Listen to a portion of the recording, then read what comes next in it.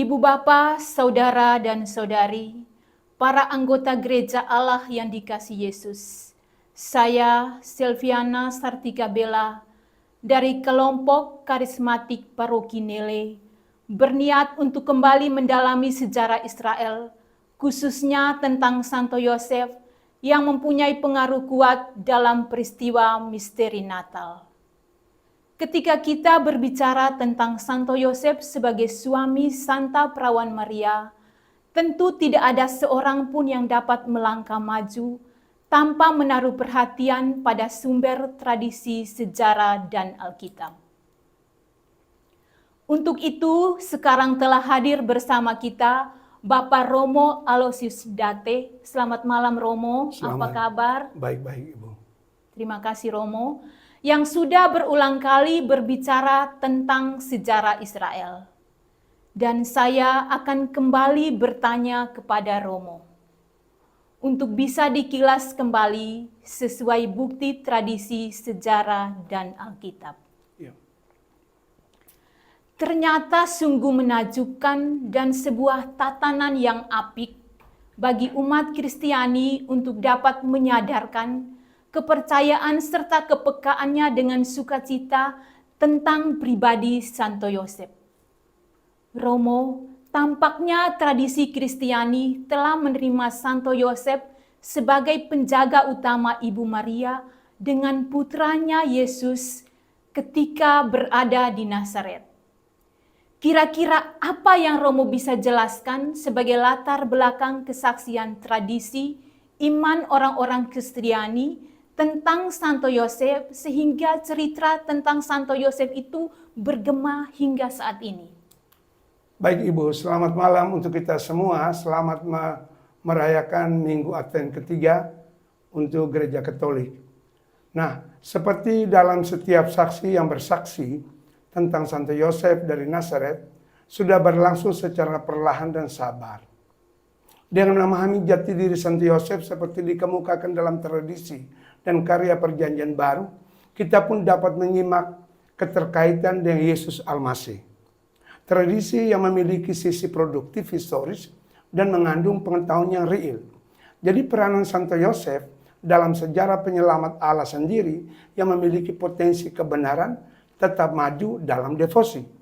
Sekalipun tidak begitu menonjol jika dibandingkan dengan Santa Perawan Maria.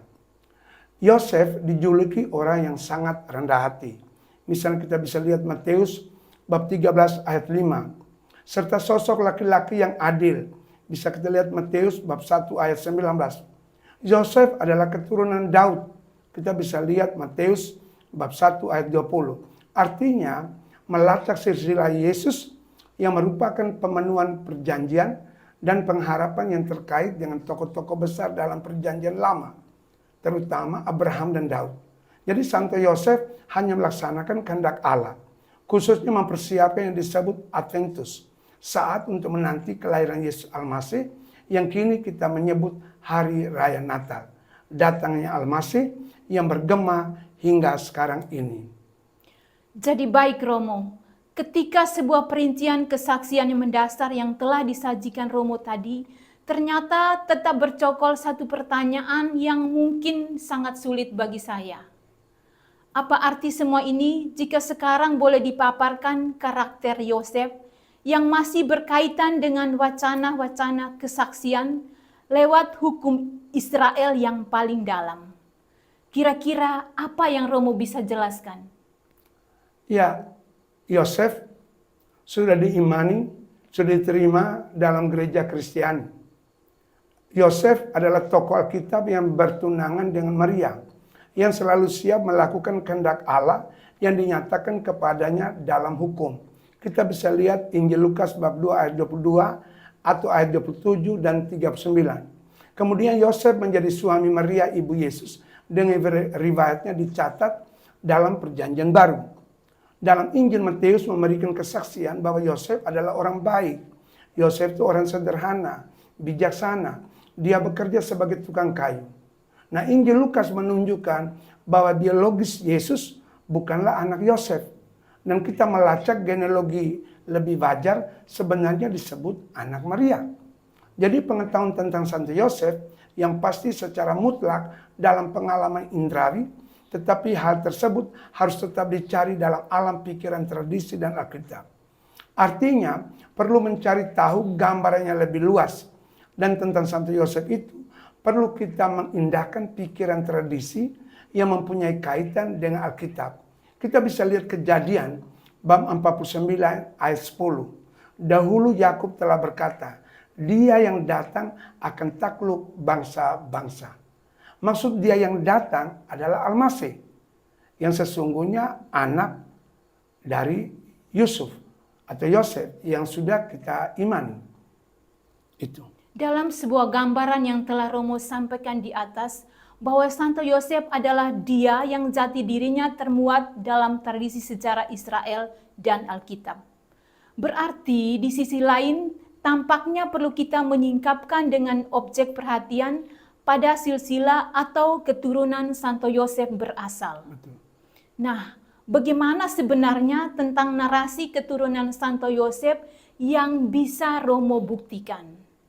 Sehingga bisa mendukung satu kepastian dan mempertahankan bila umat Kristiani berbicara tentang Yosef.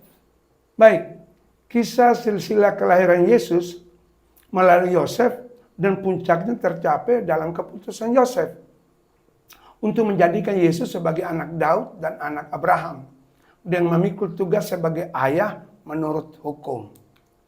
Injil Matius, kalau kita lihat bab 1 ayat 1 sampai 16, yang memuat silsilah Yosef dari Abraham dalam kaitan dengan Yesus Kristus yang dilahirkan dari Maria. Nah, silsilah menunjukkan Yosef berasal dari keturunan Daud dan ahli waris taktanya. Dalam kisah hidup Yesus di Nazaret, ternyata Yosef sebagai suami Maria telah mengambil bagian penting dalam peristiwa Yesus sebagai anak manusia dan anak Allah. Nah, baru kemudian masuk dalam peristiwa mujizat-mujizat seperti mujizat di Kana, penyembuhan, mengusir setan, memperbanyak roti, berjalan di atas air dan lain-lain. Dan sampai pada wafat dan bangkit hingga naik ke surga. Nah, waktu itu nama Yosef hampir tidak pernah muncul lagi. Santo Yosef tetap suatu kepastian dan pada kesimpulan bahwa kehadiran Allah tiada taranya sehingga umat Kristiani percaya ketika dihubungkan dengan iman, keadilan, dan kebijaksanaan. Terima kasih banyak Romo, luar biasa penjelasannya. Dari penjelasan Romo tadi, tentu Bapak Ibu, para anggota gereja Allah bisa menimba banyak ilham penting terutama sejarah Israel yang telah mencatat silsilah sebagai bentuk-bentuk kritis historis. Kira-kira apa hubungan yang paling pengaruh sejak Abraham hingga pada Yesus Kristus yang disebut juga sebagai keturunan Daud? Iya. Kira-kira ada hal apa yang menarik menurut Romo? Iya, sejarah Israel sudah mencatat bahwa silsilah Yesus mulai dari Abraham dan titik puncaknya pada masa Raja Daud. Dan titik terendah pada masa pembuangan ke Babel. Sampai kepada Santo Yosef dan pemanuan Mesias. Sedangkan Injil Lukas menekankan universal Yesus dengan melacak garis keturunannya dari Yosef sampai pada puncaknya Adam. Kita bisa lihat Lukas bab 3 ayat 23 sampai dan 28. Nah, Injil ini juga menyatakan bahwa Yosef sebenarnya bukan ayah kandung Yesus. Namun secara hukum, Yosef adalah ayah Yesus. Nah, silsilah yang berhubungan dengan Yesus ini, menurut Injil Matius, terdiri dari 14 keturunan sejak Abraham hingga ke Daud. Jadi Abraham sampai Daud itu ada 14 keturunan. Kemudian ada 14 keturunan lagi dari Daud hingga ke masa pembuangan Babel. Dan 14 keturunan lagi dari masa pembuangan Babel hingga Yesus Kristus sebagai anak Yosef lahir. Tentu dalam fokus paradigma pada peristiwa mulai dari kedatangan Abraham yang realitasnya sama-sama dialami dan diantisipasi oleh orang Yahudi seperti yang sudah ada dalam maklumat kelahiran Yesus. Boleh jadi penjelasan Romo tadi tentang silsilah Yesus yang sudah ada dalam tradisi maklumat atau pengumuman tentang kelahiran Yesus. Ya. Romo, saya tidak bermaksud untuk Romo berpikir jalan keluar tentang sejarah Israel yang telah kokoh dan berkesinambungan. Dan oleh karena itu, apa pendapat Romo tentang informasi mengenai peristiwa keturunan Yesus dalam corak kepercayaan dan iman umat hingga sekarang? Baik, ini corak dialogis bisa terbukti ada tanggapan tentang keturunan Yesus yang memiliki pandangan positif atas tradisi. Itu sudah terlihat dalam Injil Matius sekali lagi bab 1 ayat 1 sampai 16. Dan dalam laporan kronologis mengenai peristiwa keturunan Yesus yang mulai dari Abraham, Ishak, Yakub, Yehuda, Peres. Lalu masuk ke Hesron, Aram, Aminadab, Nahason, Salmon, Boaz, Obed, Isai, Daud. Lalu masuk lagi Salomo, Rehabeam, Abis, Asan, Yosafa, Yoram, Usia, Yotam, Ahaz, Hizkia. Masuk lagi Manase, Armo, Yosia, Yoyakim atau Eliakim, ya Yekoya atau Yoyakin. Itu kita bisa lihat di 1 Tawarik bab 3 ayat 15 sampai 17.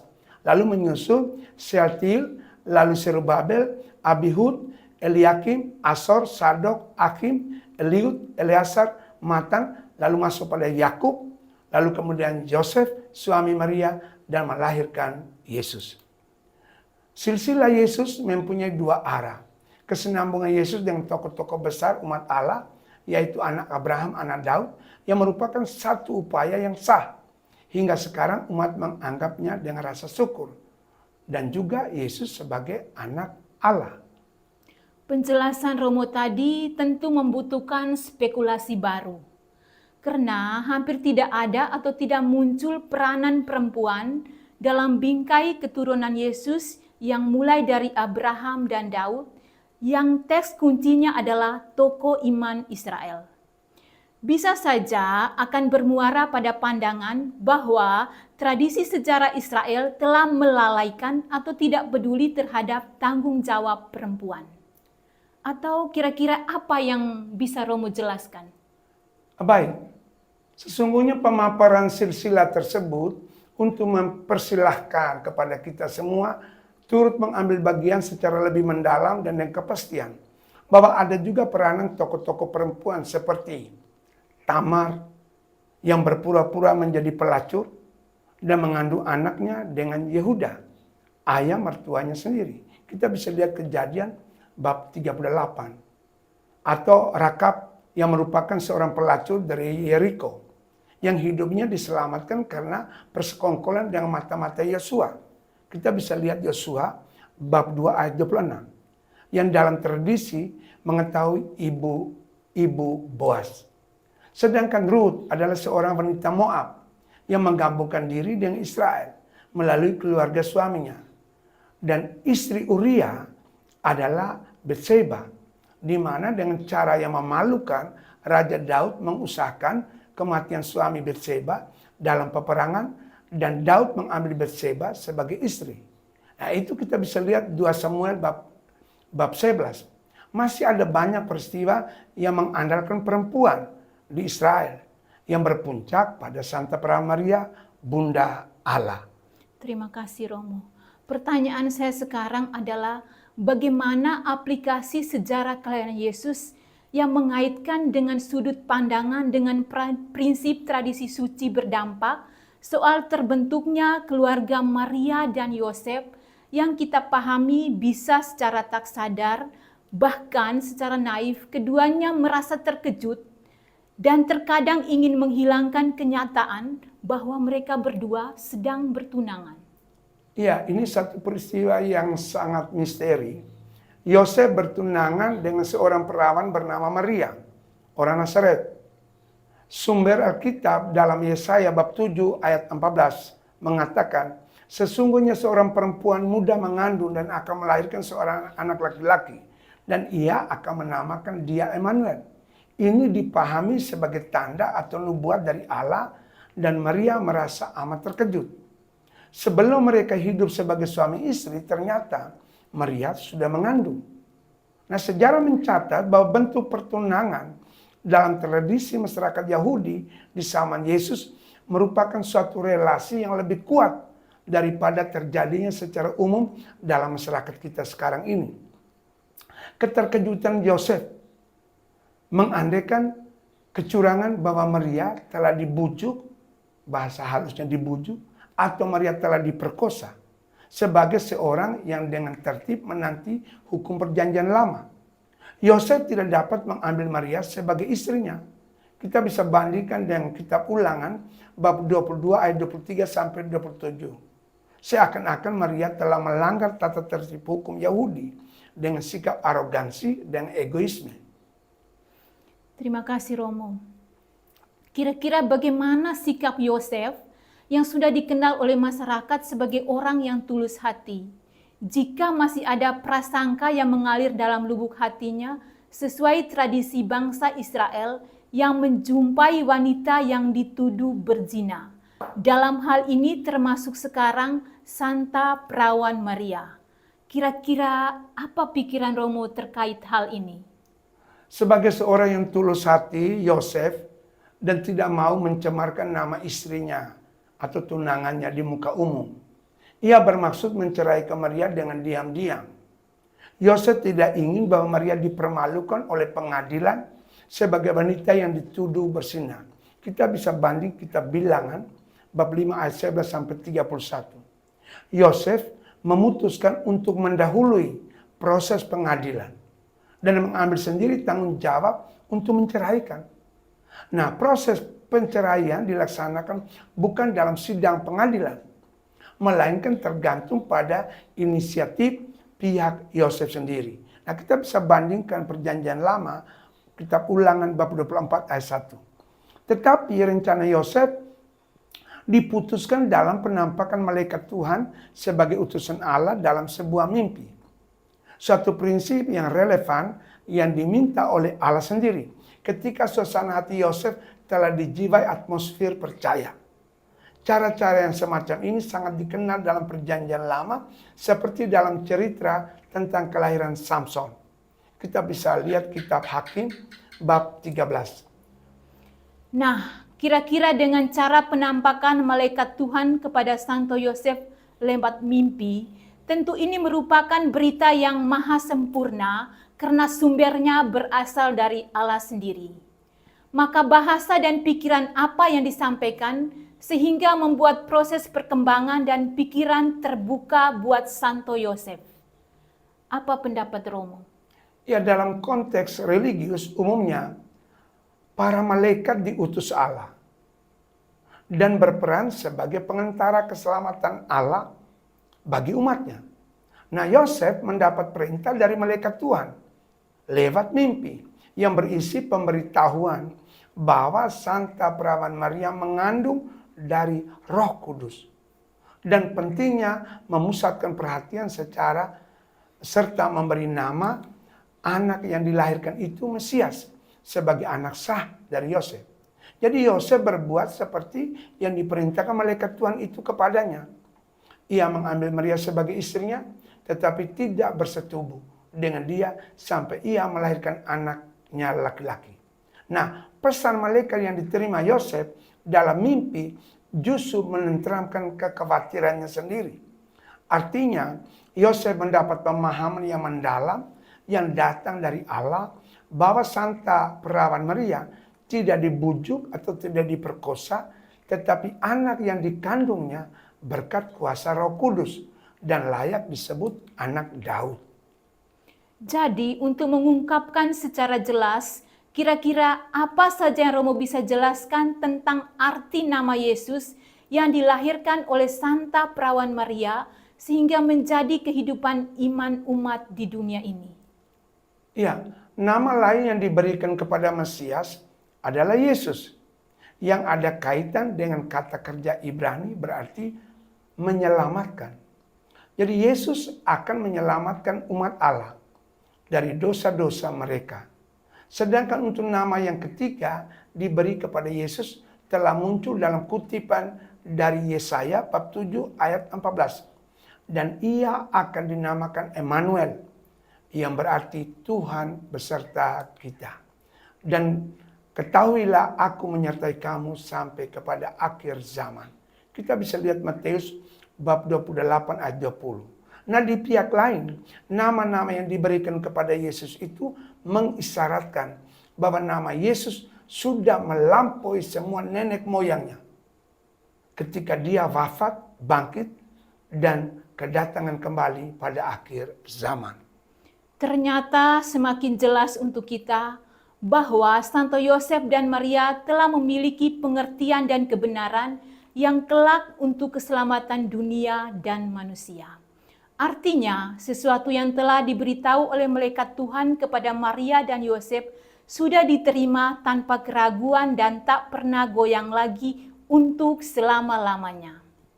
Kira-kira apa tantangan baru bagi Maria dan Yosef setelah menjaga kesepakatan mereka dengan Tuhan? Baik, terima kasih. Menjelang kelahiran anak itu, Kaisar Agustus mengeluarkan suatu perintah yang menyuruh supaya mendaftarkan semua orang di seluruh dunia. Waktu itu Israel dijajah oleh Romawi. Nah, Kaisar Agustus di kala itu memegang buku kehidupan dunia dan membaca selembar peta yang berlabel Orbis Terrarum Imperium Romanum. Itu Kaisar Agustus, dia membaca dokumen dalam bentuk peta yang ada di Roma. Berjudul Orbis Terrarum Imperium Romanum. Artinya ada sebuah buku kehidupan dunia yang bermakna kerajaan Romawi untuk seluruh dunia. Jadi Kaisar Agustus sebagai penguasa dunia, ia akan mengadakan sensus dan oleh karena itu semua bangsa yang berada dan takut dianiaya akan tunduk untuk melakukannya. Mengapa harus disensus? Ini adalah sebuah sistem penjajah untuk menambah devisa atau pajak yang datang dari bangsa yang dijajah. Nah, waktu itu di pinggiran desa kecil di Nazaret ada tentara yang menempel pengumuman di dinding dengan perintah bagi semua warga untuk mendaftarkan diri di kota asal keluarganya mereka. Nah, Santo Yosef seorang tukang kayu. Dia keturunan dari keluarga besar Raja Daud. Dia wajib mendaftarkan di Bethlehem yang merupakan kota Daud. Nah, sesudah itu maka Maria dan Yosef pergi ke kota Nazaret di Galilea, ke Yudea, ke kota Daud yang bernama Bethlehem, yang terletak sekitar 5 mil.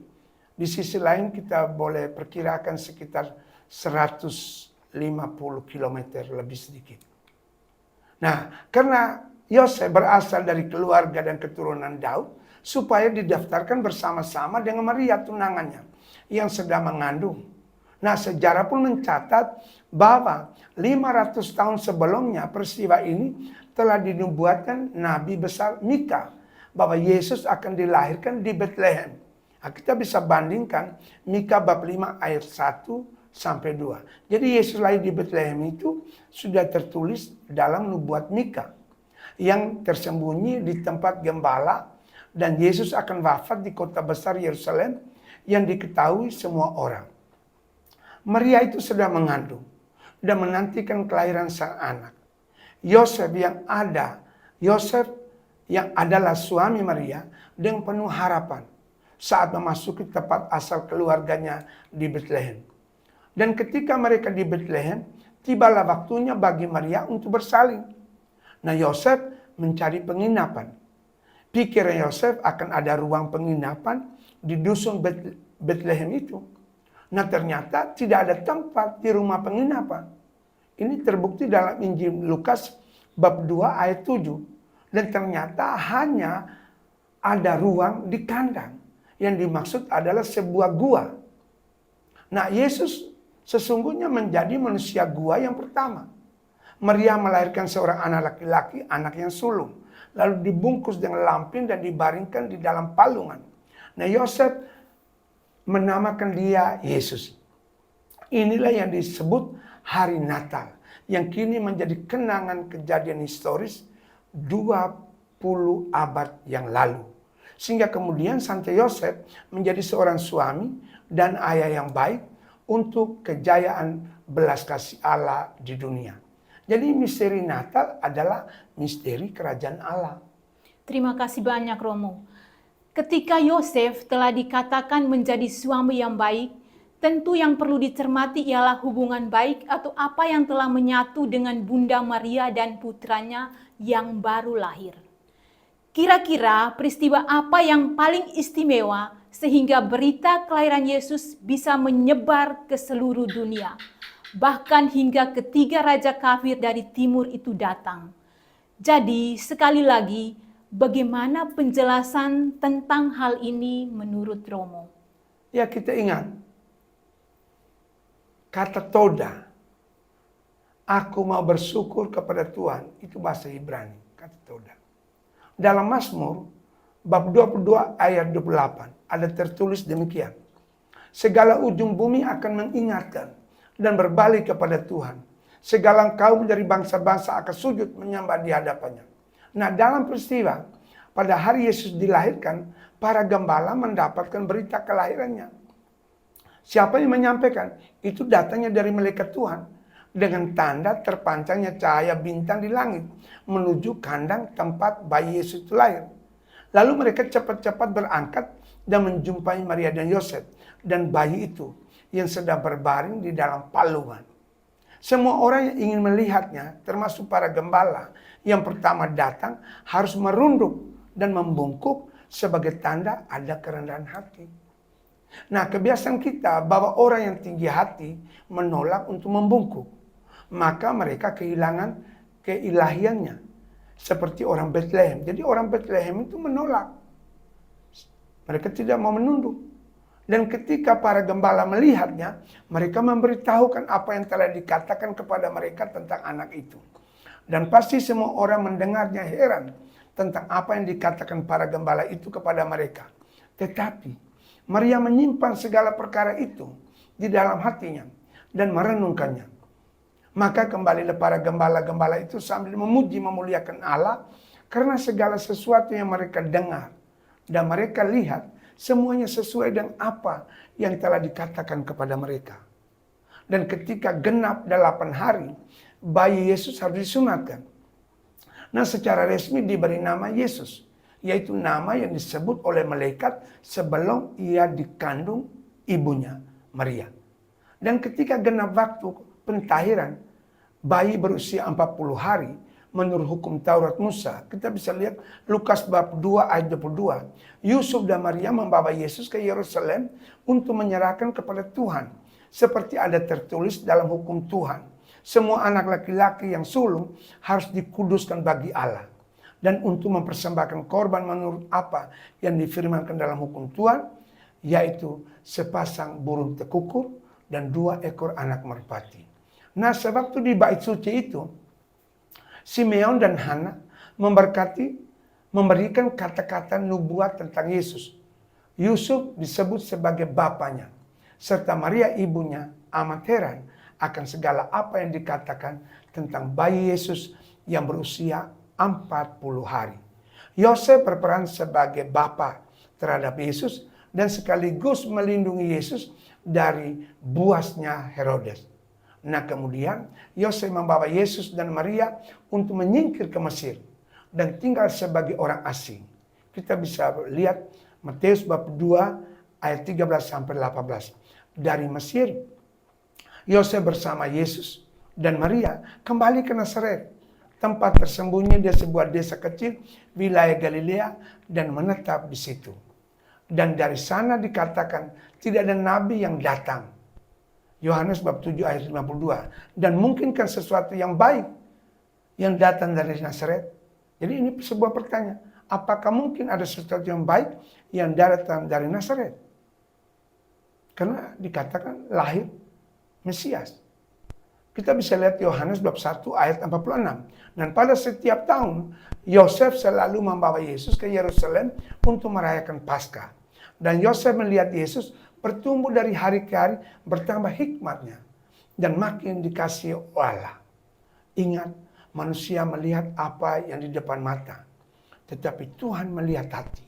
Kita bisa bandingkan Samuel bab 1 ayat Samuel bab 16 ayat 7. Demikian juga apa yang terjadi pada Santo Yosef. Kita bisa belajar apa yang di depan mata kita saja secara insani. Tetapi Yosef sudah meneropong dengan mata ilahi. Dari situ kita tahu bahwa Yosef adalah figur sentral dari keluarga kudus Nazaret. Karena ia bertanggung jawab terhadap Maria dan Yesus. Yosef adalah suami Maria dan ayah Yesus yang penuh bertanggung jawab bagi keluarga mereka. Nah, kita tahu bahwa sesudah Maria ibu Allah, tidak ada orang kudus yang lebih sering disebut selain Yosef, yang merupakan sendi yang menghubungkan perjanjian lama dengan perjanjian baru. Jadi yang kudus pertama itu Maria, sesudah itu tidak ada yang lain selain Yusuf, suaminya. Dan ini sudah menjadi sebuah keyakinan bagi umat gereja-gereja Allah. Terima kasih banyak Romo penjelasan yang panjang dan sangat detail. Romo, sampai di sini kurang lebih kami semua telah memiliki gambaran tentang siapa sebenarnya Santo Yosef, suami Maria sebagai bapa penjaga umat Yesus, bapa penjaga utama Yesus di Nazaret. Romo, yang perlu saya kemukakan lagi di sini adalah tentang mimpi Santo Yosef yang merupakan komunikasi Allah kepadanya lewat malaikat yang menjawab masalah-masalah yang dihadapi oleh Santo Yosef dan ada upaya untuk jalan keluar. Mungkin ada baiknya kalau Romo bisa memberi penjelasan tambahan tentang mimpi yang kira-kira sebanyak berapa kali dan bisa menghasilkan manfaat apa bagi Yesus dan Maria serta pribadi Yosef sendiri. Nah, apa pendapat Romo?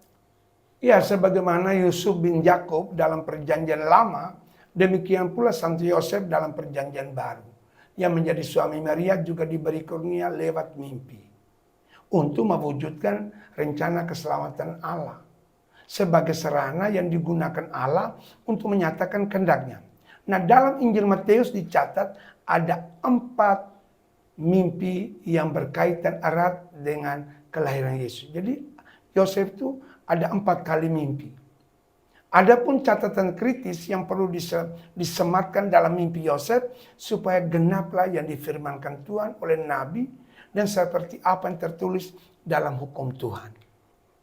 Mimpi pertama, Yosef mendapat kabar bahwa Maria tunangannya sudah mengandung sebelum mereka hidup sebagai suami istri. Sebagai seorang yang tulus hati, tidak mau mencemarkan nama istrinya. Di muka umum, ia bermaksud menceraikan dengan diam-diam. Perceraian menurut perjanjian lama ketika suami mendapat sesuatu yang tidak senonoh pada istrinya. Bahasa Ibrani menyebut ervat atau devar, yaitu sesuatu yang telanjang. Keadaan istrinya. Kita bisa bandingkan Ulangan bab 73 ayat 14. Tetapi hal tersebut belum diketahui dan dimengerti oleh Yosef. Namun ketika ia mempertimbangkan maksud itu, malaikat Tuhan tampak kepadanya dalam mimpi pertama yang membantunya memecahkan dilema Yosef. Suara yang datang dari malaikat pada mimpi pertama itu mengatakan, Yosef anak Daud, jangan engkau takut mengambil Maria sebagai istrimu. Sebab anak yang di dalam kandungannya adalah buah dari Roh Kudus. Ia akan melahirkan anak laki-laki dan engkau akan menamai dia Yesus, artinya penyelamat. Karena dialah yang akan menyelamatkan umat manusia dari dosa-dosa. Kita bisa lihat Matius bab 1 ayat 20 sampai 21. Apakah ada rujukan lain yang bersifat sumber tradisi bahwa Yesus yang datang itu adalah penyelamat dunia? Baik, hal itu terjadi supaya genap yang difirmankan oleh Tuhan, oleh Nabi. Sesungguhnya anak darah itu akan mengandung dan melahirkan seorang anak laki-laki dan mereka akan menamai dia Emmanuel, yang berarti Allah menyertai kita. Kita bisa lihat Yesaya bab 7 ayat 14. Lalu sesudah bangun dari tidur, Yosef berbuat seperti apa yang diperintahkan malaikat Tuhan itu kepadanya. Yosef berbuat seperti yang diperintahkan malaikat Tuhan itu, ketaatan untuk menyelamatkan Maria. Dan saat itu Yosef mulai mengambil Maria sebagai istrinya, tetapi tidak bersetubuh dengan dia sampai melahirkan anak laki-laki. Dan Yosef menamakan dia Yesus. Kita bisa lihat Matius bab 1 ayat 20 sampai 25.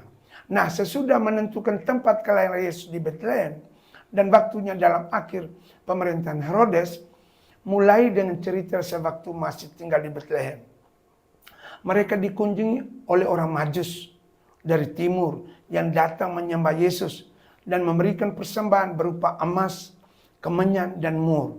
Mereka memiliki pengetahuan perbintangan yang mereka lihat barangkali persentuhan planet Jupiter dan Saturnus. Ada pula spekulasi menunjuk pada bilangan bab 24 ayat 17, bintang terbit dari Yakub, yang menghubungkan kelahiran Mesias sendiri dengan penampakan sebuah bintang. Nah, para Majus adalah orang kafir dari timur. Itu belajar dari Alkitab Yahudi bahwa Mesias harus lahir di Betlehem. Dan itu mereka sudah belajar dalam Alkitab Yahudi. Dan orang Majus berarti kesediaan orang kafir untuk menerima Injil. Dan kekecewaan akan kelambanan bangsa Israel sendiri atau orang Betlehem sendiri untuk menerima Yesus. Kita masuk pada mimpi yang kedua. Nah, setelah orang-orang Majus dari timur itu pulang, malaikat Tuhan memberitahu kepada Yusuf dalam mimpi yang kedua bahwa Yesus mengalami bahaya karena Herodes hendak membunuh bayi tersebut. Malaikat itu berkata, Yosef, bangunlah, ambillah anak itu serta ibunya, larilah ke Mesir, tinggallah di sana sampai aku berfirman kepadamu. Karena Herodes akan mencari anak itu untuk membunuh dia. Maka Yosef pun bangunlah, diambilnya anak itu serta ibunya dan lalu menyingkir ke Mesir dan tinggal di sana hingga Herodes mati. Kita bisa lihat Matius bab 2 ayat 13 sampai 15. Yosef tidak ragu untuk menaati tanpa bertanya-tanya tentang kesulitan apa nanti di Mesir. Yosef yang kepercayaan, bijaksana, dan kesabaran menanti pemberitahuan yang dijanjikan oleh malaikat untuk kembali ke negaranya. Hal itu terjadi supaya genaplah yang difirmankan Tuhan oleh Nabi. Dari Mesir kupanggil anakku. Allah sendiri memanggil Yesus dari Mesir ke tanah Israel untuk menciptakan suatu umat baru. Mimpi ketiga, setelah Herodes mati, nampaklah malaikat Tuhan kepada Yosef dalam mimpi ketiga tadi. Katanya, Yosef, bangunlah, ambillah anak itu serta ibunya, berangkat ke tanah Israel. Karena mereka yang hendak membunuh anak itu, yaitu Herodes Agung, sudah mati. Lalu Yosef pun bangun, diambilnya anak itu serta ibunya, lalu mereka pergi ke tanah Israel. Sekali lagi, Yosef menaatinya tanpa ragu. Rupanya dengan 3 mimpi yang sudah dijelaskan oleh Romo tadi, membenarkan realitas ketika Santo Yosef semakin sadar akan kepedulian Tuhan melalui malaikat lewat mimpi yang lebih tinggi pemikiran dan akal budi manusia. Seperti Romo katakan tadi, ada tertulis untuk menggenapi firman Tuhan. Apakah Santo Yosef merasa sudah dijamin keamanannya oleh kekaisaran duniawi? Ya, kita masuk pada mimpi keempat. Tetapi setelah didengar Yosef bahwa Arkelaus menjadi raja Yudea pengganti Herodes, ayahnya, ia takut ke Betlehem. Karena dinasihat dalam mimpi keempat, pergilah Yosef ke daerah Galilea. Nah, setiba di sana, ia pun tinggal di sebuah kota yang bernama Nazaret, di kampung halaman Bunda Maria. Hal itu terjadi supaya genaplah firman yang disampaikan oleh nabi-nabi bahwa ia akan disebut orang Nazaret.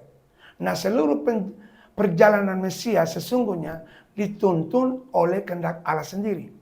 Seperti dalam Injil Lukas yang mengatakan bahwa Yosef menghadapi perjalanan panjang dan tidak nyaman sejak mulai sensus di Betlehem hingga kelahiran Yesus yang didaftarkan pada kekaisaran seperti semua anak lainnya. Nah, Santo Yosef selalu mematuhi semua ketentuan hukum. Mulai dari upacara sunat Yesus pada umur 8 hari, juga masuk pada upacara pemurnian Maria setelah melahirkan Yesus. Lalu mereka mempersembahkan anak itu kepada Allah. Kita bisa lihat Lukas bab 2 ayat 21 sampai 24. Nah, nama Yosef disebut terakhir kalinya ketika Yesus berusia 12 tahun. Pada waktu itu mereka mengunjungi bait Allah di Yerusalem. Boleh diandaikan bahwa ia meninggalkan usaha pertukangan kayu kepada anaknya yang dibesarkan dalam tradisi Yahudi serta ketaatan spiritual. Jadi Yosef membawa Yesus terakhir pada usia 12 tahun ke bait Allah. Dan diperkirakan bahwa kehidupan Yosef dengan keahlian sebagai tukang kayu, dia telah mengajarkan kepada anaknya. Tetapi tidak lebih di sana, Yesus sendiri sudah muncul semacam ada ketaatan spiritual. Jadi Santo Yosef sebagai ayah Yesus di dunia untuk membesarkan anak Allah. Jadi Yosef sebagai tukang kayu, ia selalu taat kepada Allah dengan resiko menghadapi banyak penghinaan. Jadi Yosef adalah seorang yang berkeyakinan kuat, yang berani menampakkan tindakan ketika menerima pemberitahuan dari Allah hanya lewat mimpi. Dari penjelasan Romo tadi, kira-kira apa relevansi yang berkaitan dengan kehadiran Santo Yosef di Nazaret? Ya, Bapak Yosef ini wafat diperkirakan sebelum Yesus, yang berkarya pada usia 30 tahun. Bisa lihat Lukas bab 3 ayat 23. Sebagaimana kita tahu, profesi Bapak Yosef adalah tukang kayu. Dan tampaknya Yesus pun menghayati masa hidup di Nazaret sebagai tukang kayu, yaitu pengikut pekerjaan Bapak Yosef. Sebuah misteri perendahan dirinya yang mau menjadi manusia yang lemah.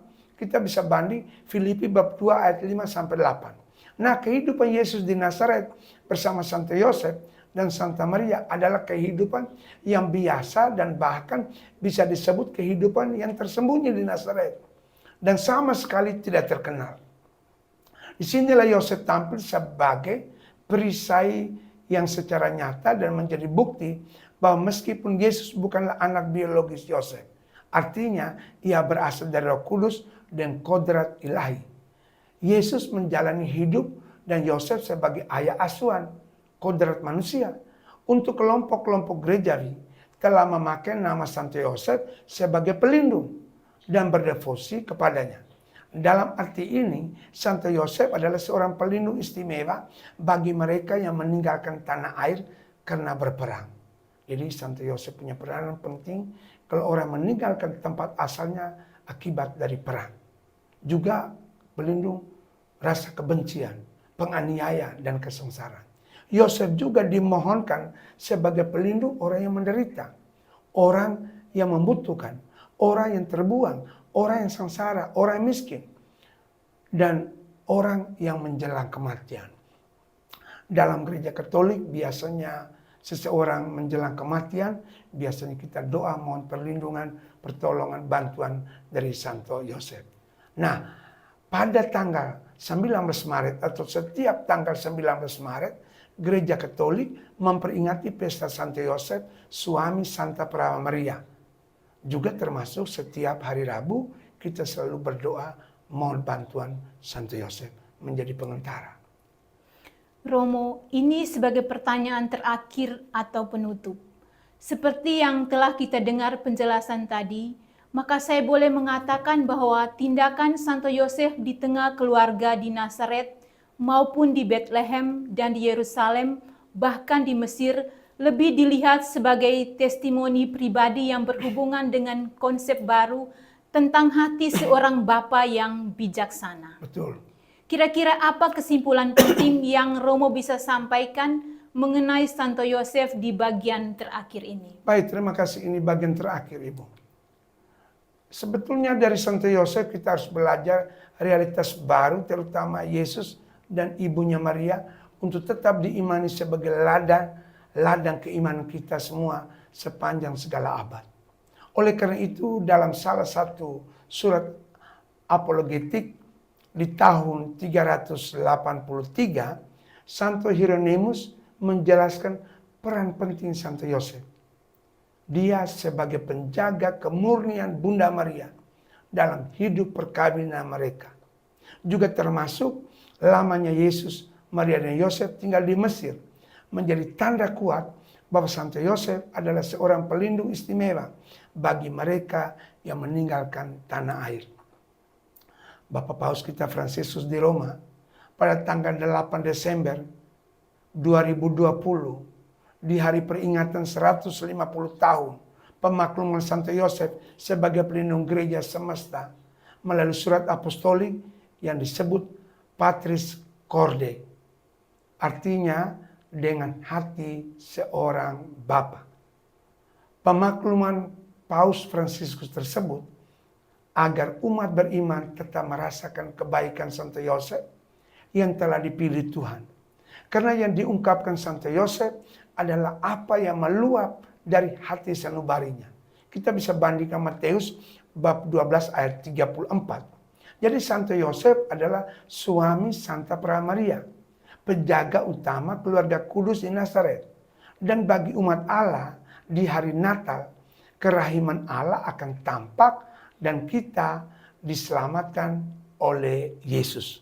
Kita bisa lihat Titus bab 3 ayat 4. Karena Allah akan berbicara dengan perantaran putranya. Kita bisa banding Ibrani bab 1 ayat 1. Tentu hingga sekarang Santo Yosef tetap menjadi hati seperti hati seorang bapa.